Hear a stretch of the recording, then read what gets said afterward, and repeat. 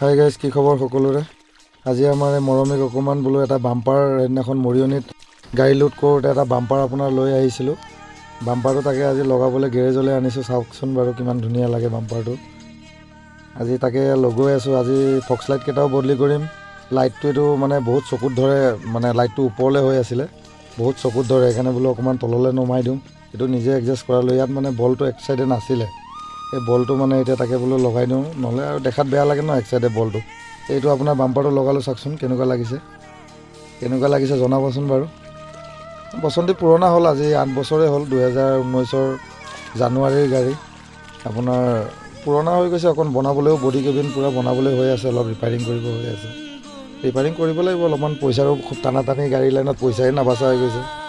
তাতে আৰু কি ক'ব আৰু, লাহে ধীৰে অলপমান সেইটো কাৰণে আৰু বোলো কৰি থাকোঁ আৰু অকণমান, মুখখন অকণমান ধুনীয়া কৰি লওঁ গাড়ীখনৰ। মুখখন ধুনীয়া থাকিলে অকণ ভাল লাগে আৰু গাড়ীখন।